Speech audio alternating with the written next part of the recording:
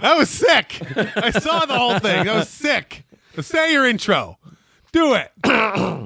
It's the Josh and Dogs Talk Wrestling Podcast. My name is Josh, and with me, as always, the official host of Wrestle Kingdom Day 3. Josh, how you doing, buddy? Pretty good, dude. You need to explain yourself on that. Yeah, I saw you take gum out of your mouth. You just threw it on the sheet. You acted like they didn't see it, and they didn't see it. They didn't see it. Well, that's a trust they have with us. That is a trust they have with us in this podcast. And to think, no one would have known. No one would have known. And I'm calling you out. I would have gotten away with it, too, if it wasn't for you meddling co-host. All right. All right. Well, I took some gum out, dear listener. It's okay. I don't know why you're lying about it. Like, you had nothing to hide. Lying.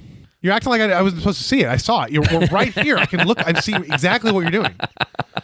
All right. Go about your good day. Okay. We don't have a show to do. Don't go. Leave. Stay. Come back. Oh, my God. Do not click away. I got way too excited. So what's up, dude? Hey, Sheamus and the Usos are back. Usos! Yeah, dude, that was cool to see. And I think that's going to be a cool combination to see, like Roman Reigns and the Usos, kind of whatever they decided. It's probably just going to be like this temporary team, right? Do you actually think we could see a stable, like a long-term stable with them? That would be great. Get that. There was a while back, there was the Samoan Alliance here that lasted for like maybe 2 weeks. But that was really good. Get Samoa Joe in on there. Well, I mean, when you think about it, Samoa Joe has beef with AOP and Seth Rollins, so if they have maybe some crossover action, that could be really interesting. It's Wrestlemania season. Like have everybody. Well, the Usos and Roman, right? I think it's going to be short-lived because that's the thing. When I'm watching WWE currently, I'm basically like, all right, we know it's Roman Reigns, The Fiend, Bray Wyatt at WrestleMania. Yeah, we get it. We know. All right, and I'm assuming Roman Reigns will pick up the first victory over The Fiend. Right. Probably after 20 spears if they do it right. Yeah. And get a clean victory over the Fiend, Bray Wyatt. So, I think that's the direction they will go and probably should go. But it's kind of like, where's the excitement, And it was cool to see the Usos because we haven't seen them for some time. Oh, yeah. And then Sheamus. It was good to see Sheamus. Sheamus is a hell of a worker. Cuts awesome promos and is kind of your A-lister, right? He's done the movies and all that. So all around, it's great to have them back both on SmackDown. Again, I think the bummer was SmackDown just keeps, at least in WWE terms, just keeps getting better and better and better. Where Raw, it's like, oh, Brock Lesnar's coming back. Oh, he was the champion. I was wondering who the champion was, Yeah. And he's coming back. They have to advertise he's coming back. And I'm like, listen, I get how contracts work. I don't blame Brock Lesnar for, again, focusing on maximum payment, minimum effort.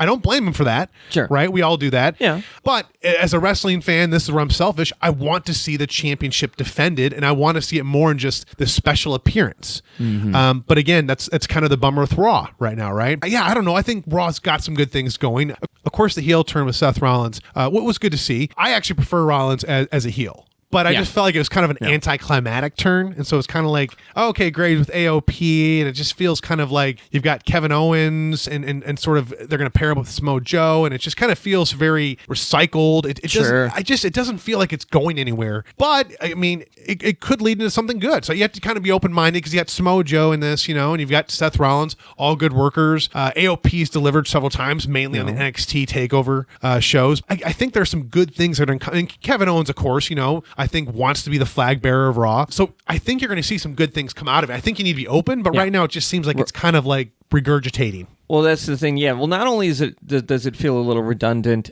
I think it's the just the origin of it lacked so much steam and so much. There was no wind in the sails. Like it's good booking to put these people together, but the way they went ahead and kind of built the foundation for this pot, I guess you call it a stable, 3 guys, right? Well, technically, or this team. Well, you could call it a stable. I mean, really, technically, though, with 2 people, you could call it a stable. They did with Triple H and HBK as DX, the 2-person. Okay. And then you have like Rated RKO as 2 people. So I think there are some exceptions, and that's a little more than a tag team. But yeah, I guess that could be a whole other conversation there. But yeah, it's just the foundation is so weak right now. They can build it into something. Right now, it's just because there was no suspense. We all knew what Rollins was doing, but they tried to play it straight as if there's any sense of mystery to it. Is AOP working with Seth Rollins? Blah blah blah. It's like we all knew it. Yes, it was. So like when. We all knew it. So like when they opened the van doors, it's like, oh yes, Seth Rollins, thank you. Now we can finally get on with this. Like, I mean, if you're going to pull the mystery angle, it needs to be decent. And I think you got to have the right foundation to pull people in. Like, they can still repair this, of course. That's the magic of pro wrestling. Well, that's what I'm thinking. That they've got the right talent and they've got the right workers. They obviously can deliver. So I just hope from a creative standpoint, it makes it really interesting. And I think there's a lot of competition.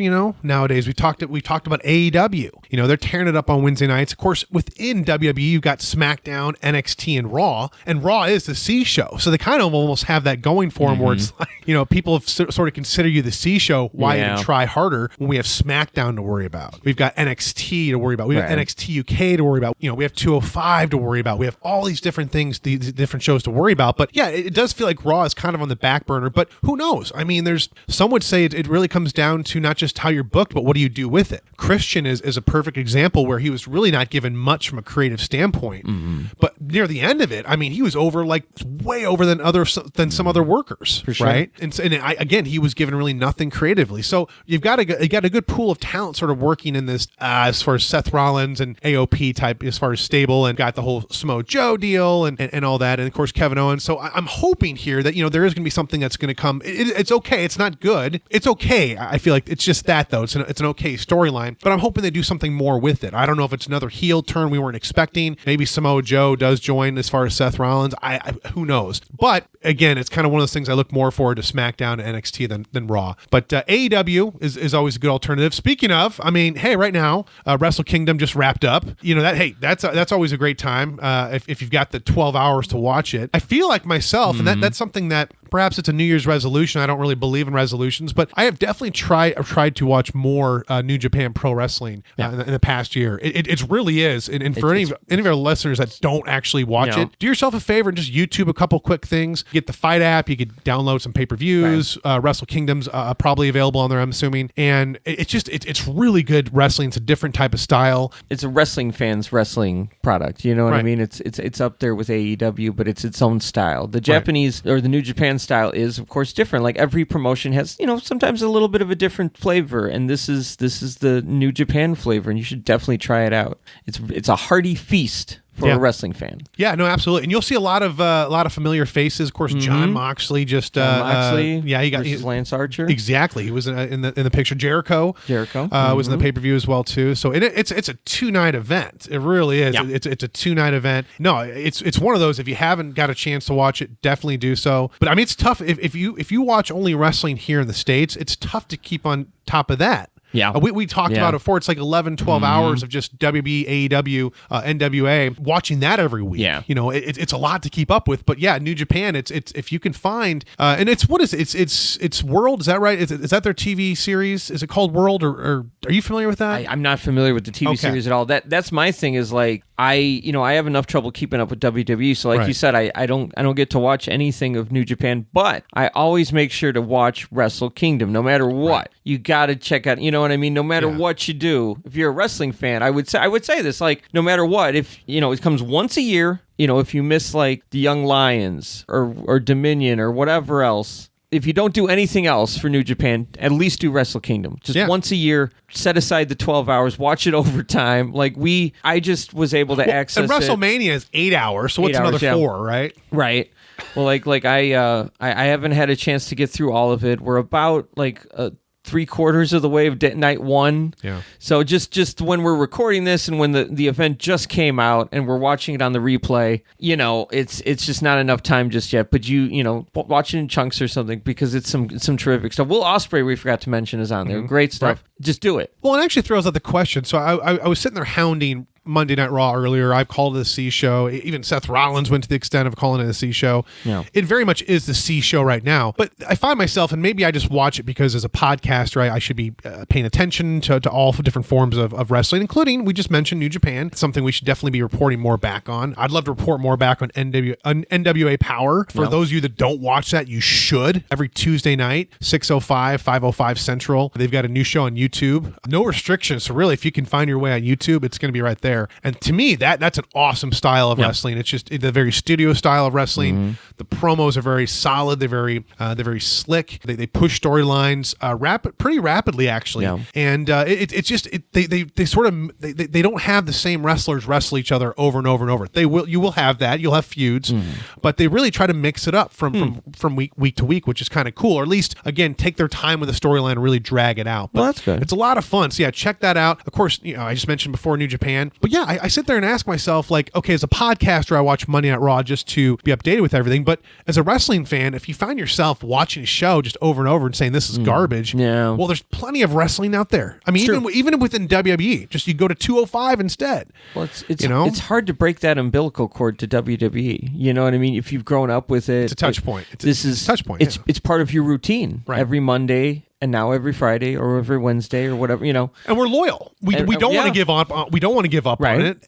But you also have to think about. You only have so many hours in the day, right? Yeah, that's the trouble. But it's like there's this need to feel in the loop because it's just become such an institution. Right. You know what I mean? Yeah, and speaking of, you mentioned this pre-show. So WrestleMania is, 8 hours long, right? It generally, like, from kickoff to the very end, it's about 8 hours. And Wrestle Kingdom is, I think, probably about 12 hours, 11 hours, 12 hours, but it's a 2-night event. Like that, yeah. Right. Do you think WrestleMania could do 2 nights? Or do you think it'll go to 2 days? I mean, technically it's a week-long thing, but WrestleMania proper, the pay-per-view, do you think it could be like a Saturday, Sunday deal? Have a true WrestleMania weekend. Right. Yeah. That's the thing. Would that fly in America? Would attendance wane? Because apparently the reports are saying that Wrestle Kingdom Night 1 got 40,000 people, and then Wrestle Kingdom Night 2 got 30,000 people, which are still apparently respectable numbers, but there was a drop. That's 10,000 people, and of course we're talking WrestleMania, so it's going to be bigger numbers. Is it going to be like, depending on what the Buccaneer Bay? I'm not sure what the seating number on that stadium is, but let's say like 50,000, and then you get 40,000 the next night. Is WWE going to want that, or are they going to just rather? You know what I mean? With them, it's always a cost benefit analysis, and unfortunately, that's what it just comes down to: is the cold hard numbers of what do they think they're going to make. But from a fan's perspective of just what I want as a fan, what would be good, that'd be really interesting to see because. I mean, I guess you'd have the main event. It would almost make the main event of night 2 all the more important because that's the absolute sign-off. You know what I mean? Yeah, it's but like the main event, I think the way that WWE is structured now, you've got the Monday Night Raw after WrestleMania, you've got WrestleMania, you have TakeOver, you have the Hall of Fame, but now here's the interesting thing. So I'm wondering if the Hall of Fame will actually fall on Thursday night because Friday night SmackDown. So now you've almost got it where it's like 5 nights, and it might be the Hall of Fame kicks off WrestleMania weekend. So you have access as part of it. It's a whole week-long thing with WrestleMania. So to me, it's like, why would you mess that up? You've already got the shows in place. So from my perspective, it would not make sense for WWE to go to 2 nights. I don't see a problem with adding Saturday. Just move everything up. No? Well, that's the thing is they have to have TakeOver on Saturday night. That makes it. I mean, you want to see that, right? So maybe, but that's the thing is as NXT becomes part of the main roster, why do they get their own pay-per-view? Why not Raw and SmackDown? Why aren't they all on the same pay-per-view? And so maybe their pay-per-views moving forward are tri-branded. So, but again, NXT is in some circles considered developmental, but generally speaking, I mean, it's a main roster. You got Tommaso Ciampa coming out saying this is the main roster. That's a statement. You got Finn Balor is back on NXT. Obviously, you can't consider it just developmental. Even when NXT was in fact developmental, I thought it was a superior product to Raw and SmackDown. I just really did. You got those young, hungry guys. You can't beat that. Well, that's right. So, but I don't know. I mean, Wrestle Kingdom, I think it definitely works for them to have the 2-night extravaganza. But personally, I think with WWE, it wouldn't make sense at this time. But there were some injuries that came out of Wrestle Kingdom, right? It seems that Chris Jericho, AEW champion, Chris Jericho apparently was complaining of a dislocated jaw and had a swollen knee. We don't know how bad it is. Maybe by the time this is out, we do. But right now, we're not entirely sure. So there's that, and apparently Will Ospreay had some injuries. I'm not sure offhand what that was. I don't think we know just yet. Yeah.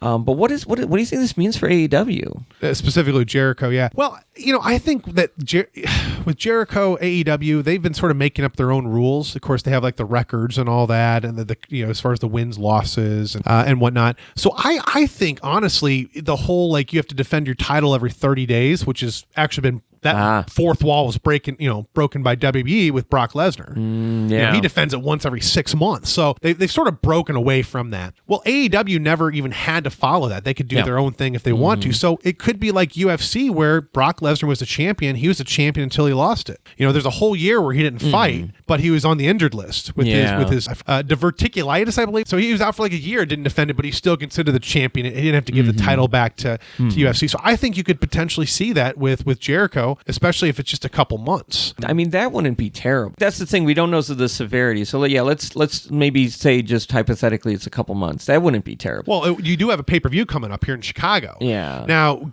what you could actually see is, and I think that you have like Nick Aldis, as far as gone back and forth, there's been this friendship between NWA and AEW, and of course with AEW and New Japan. And I think there are some federations that will work well with each other. You could see some like Nick Aldis show up on the pay-per-view and defend the NWA title, And that's the great thing about wrestling is when you work together, you don't have these strict contracts. Sure. You can make those fun matches not only happen for the fans, but most importantly for the wrestlers. You break those barriers down, you can actually have those dream matches that they want. If you can imagine this, maybe a dream match, you don't have the same dream match as a wrestler does, but if two wrestlers have this dream match and they want to put it on, it's going to be awesome. And you're going to love it as a fan anyway. So that's the thing. You get to see that type of thing. And we've seen the NWA championship defended on AEW before. So it would not be something completely out of the blue. But I'm just saying for like Jericho, if he couldn't make it to Revolution, for whatever reason. Although I feel like with the injuries we heard, a dislocated jaw, like how long do you think someone would be out with that? I don't know.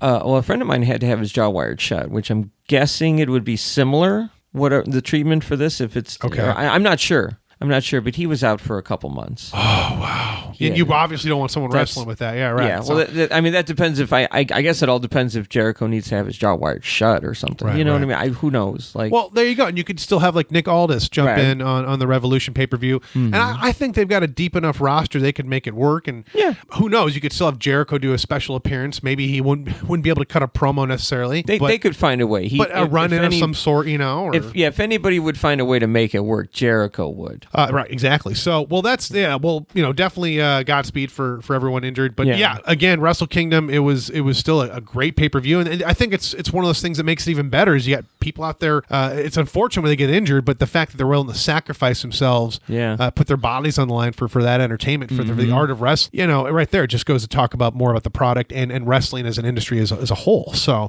that's the good thing about New Japan is these guys aren't necessarily wrestling every single week. Right. There's such a roster, so many people. Right. Well, and you'll watch, if you look at the card, there's probably like 4 or 5 8-man tag matches, right?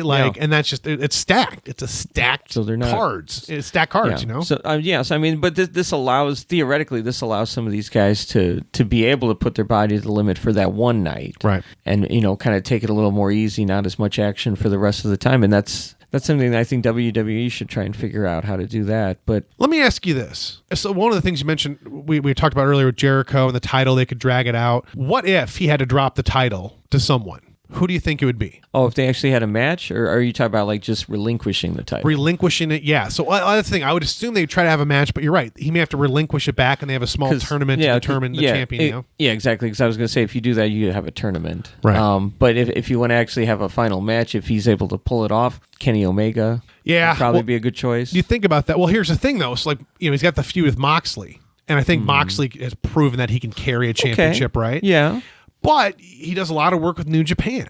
He's not necessarily exclusive. And I really think when you're giving a world championship to someone, you really want to at least make sure that they've got your better interests. Right. I think Moxley, he'll as far as sign up and he'll show up. I don't think he dodges anyone. I think he doesn't know. I don't think he no-shows anyone. He does show up when he's contractually obligated to do so. So that being said, you've got New Japan. He's holding a championship with New Japan, and then you got him as a world champion for AEW. Well, we've seen people like Jeff Jarrett do it before. Hold the TNA and like the AAA. So it can be done, obviously, but it's one of those words.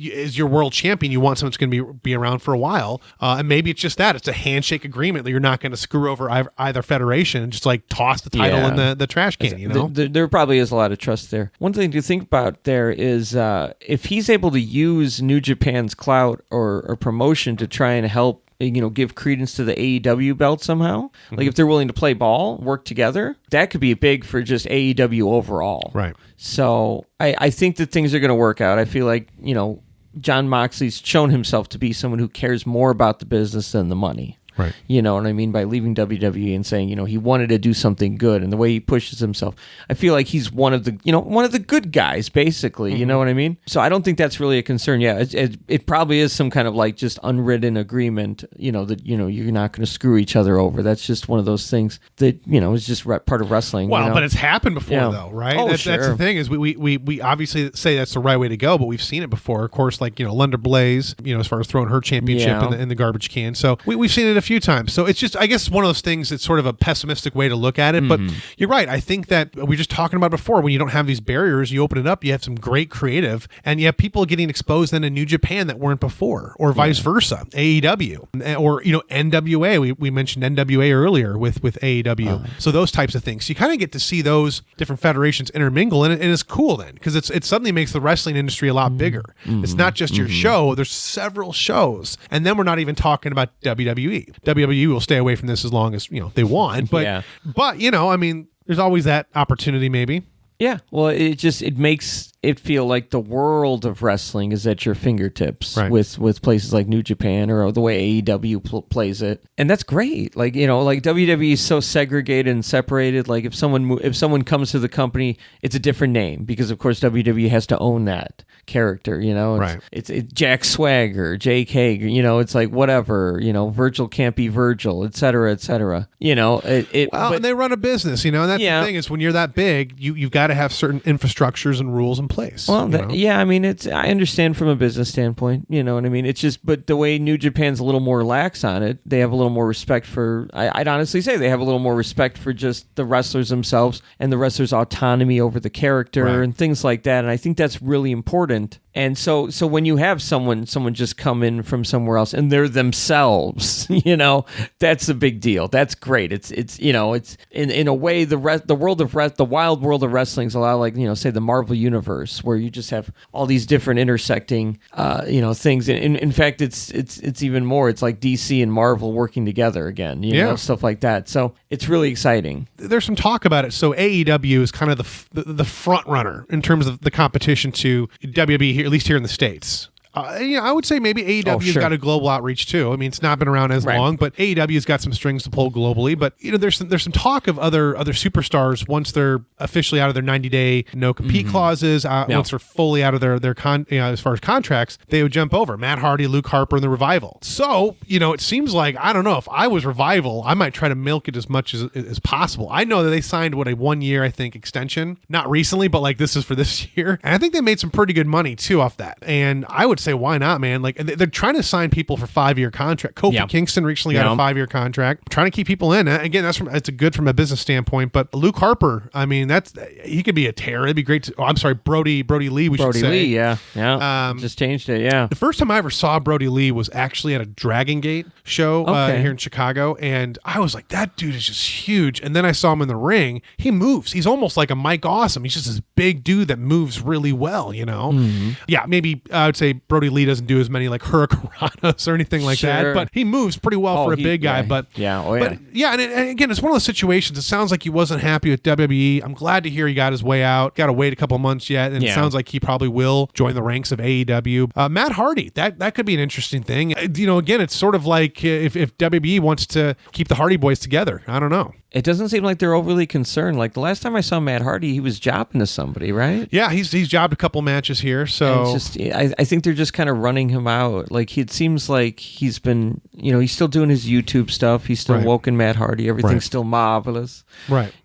So yeah, I think that's a slam dunk for Matt Hardy at least. And he's shown how he can actually, people talk about Jericho reinventing themselves. I really think Matt Hardy's done a pretty good job of that as well too. You got the woken Matt Hardy, you have Matt Hardy version, 7 and all that, and you've got Money Matt Hardy, which they've never really had on TV, but it's sort of he sort of had his YouTube pitches about it as well too. But and then you see his work like in TNA, like Deletion and all that. Yes, that was certainly I would say a different style of Hardy Hardy, even within his own universe, Yeah. So I think he'll do the same with AEW if he does actually sign. But to me, it's one of those where, I think Jeff Hardy mentioned when he was 40, he wanted to retire. Okay. Well, they're getting up there. I think they're about that age in a few years at least. It'll be interesting to see what they do with that. But yeah, I mean, when you see those talents, it's interesting because when you see Revival, you see Luke Harper, you see Matt Hardy, you see those talents start going to AEW. It's kind of like you see the siphon. You're like, oh, I want to check out AEW a little bit. And really, this is sort of AEW. It's their goal. It should be their resolution if they believe in them. And that is to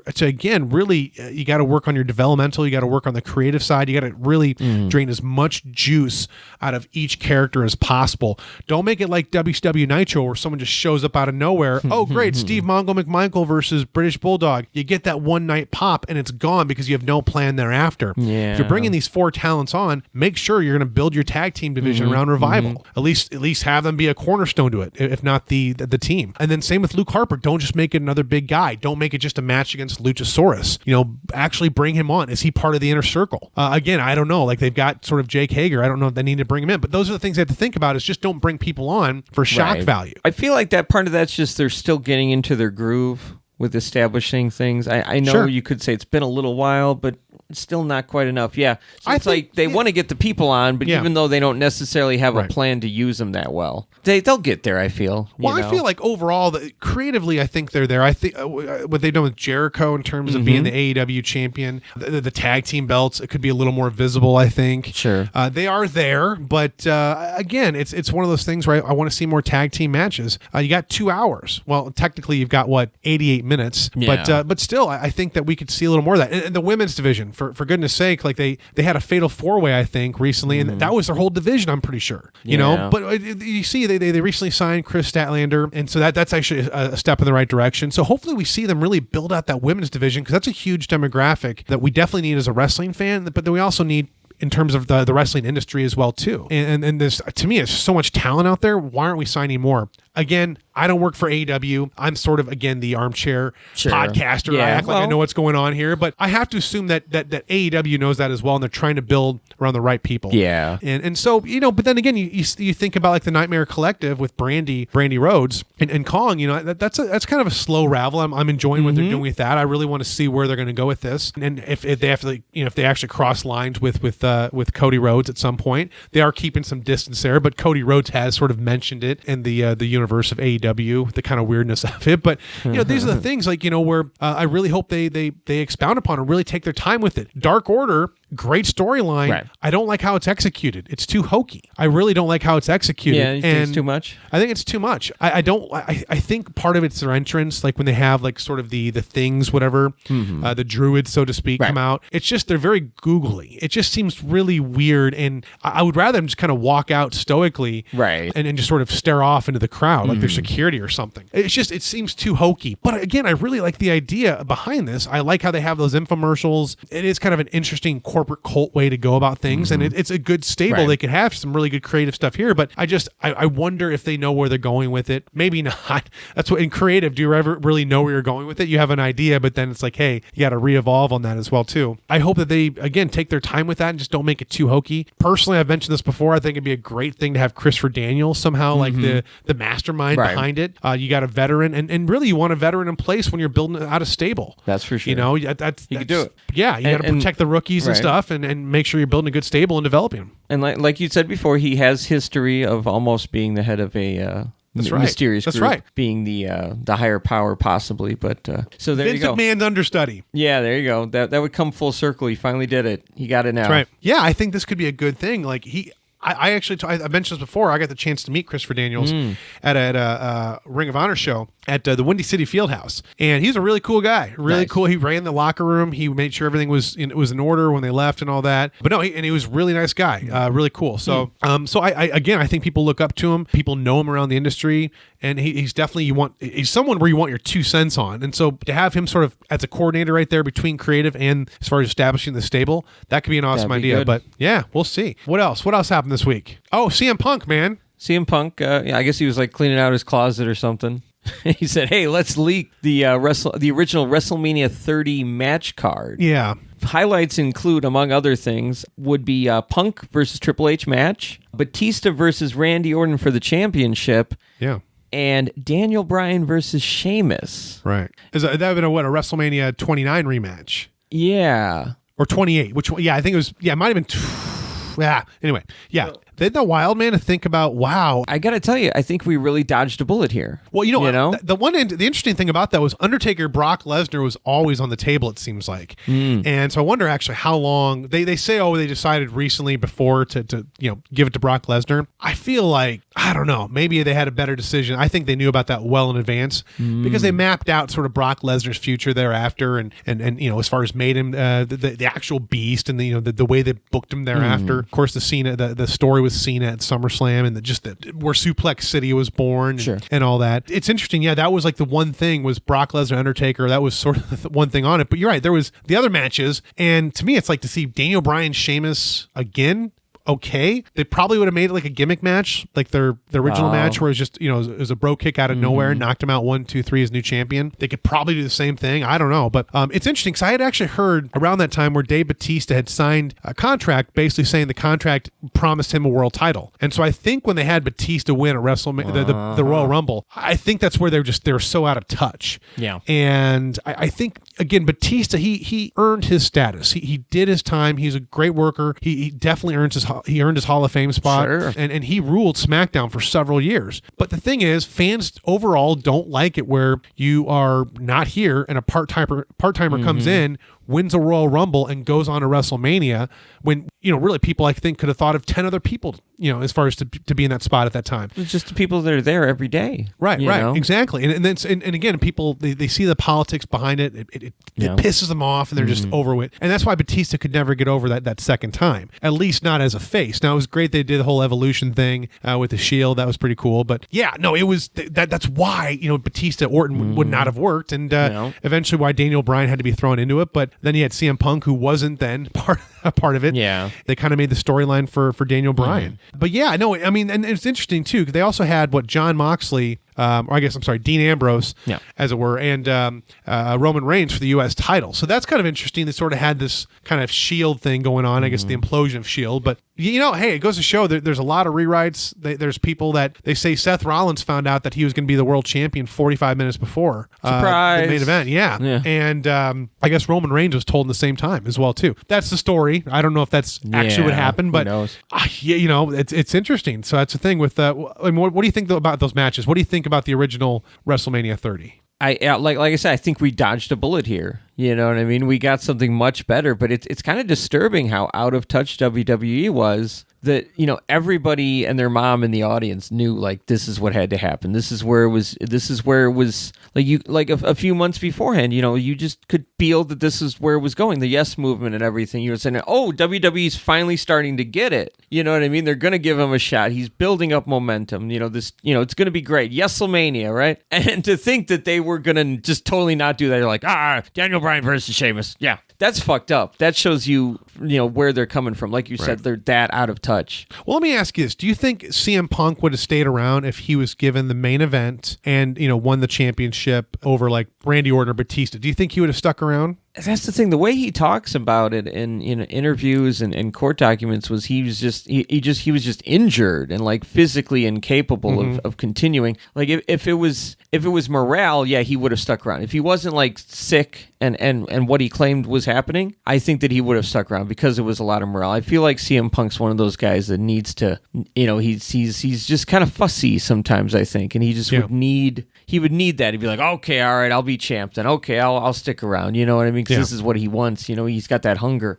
So yeah, like if in terms of spirit, yeah. But like if what he said was true, like he just physically wouldn't have been able to do it. Right. Well, yeah, and that's that's one thing I'm definitely on the side with. So, but yeah, suffice to say, I'm glad they went with a different direction. My bachelor party was in New Orleans for WrestleMania 30, so it was awesome. Good time. I was shocked when I saw The Undertaker get destroyed by Brock Lesnar. In hindsight, it should have been, but it was one of those where I would have booked it where Undertaker never actually lost a streak. Yeah. Personally, I would have always done that. But then again, I understand that the Undertaker's got to, sort of retire at some point, right? And you have to sort of wind down things. And I think the first part of winding down was a streak. And then you wind down the Undertaker character, which you kind of had at WrestleMania 33 with Roman Reigns over Undertaker. But then you've had Undertaker come out and just tear it up against John Cena. So yeah, again, it was really weird not to see the Undertaker at WrestleMania. Right? It was very, I think that's only happened maybe once before. Well, we saw it.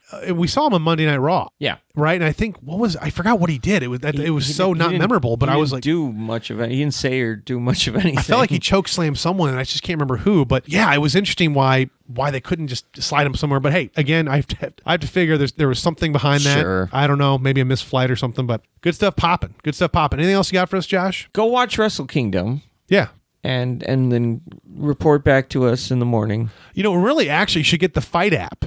FITE. Yeah. And I was able to watch some AAW wrestling shows. They had their Windy City Classic last weekend, so it was cool. I got to see that. And of course, Wrestle Kingdom you can find on there as well too. But I think TNA Impact rather, they've got a 30-day deal where you can get a free trial with their package, the Impact. Oh, very nice. They're basically the Impact Network. So Rhino's coming back to Impact apparently. I think I heard him sign a 2-year contract or something. Yeah. So that's kind of cool. So yeah, no. So again, it's one of those things. It's nice to keep up with wrestling. Obviously, it's tough for several reasons to do different downloads and whatnot. So, but if you want to make sure people get their money and you want a safe download, definitely do Fight app. That's not an endorsement. That's just a personal opinion of mine. Yeah. But yeah, no, check out some good wrestling. And of course, if you don't want to do that, there's enough wrestling to watch already, just in the palm of your hand through the network. So go explore. Always something there. Oh, yeah. But yeah, no. Well, hey, Happy New Year, all, and we'll talk to y'all in a little while. Have a good night, everybody. Be sure to subscribe and tell your friends. Be cool.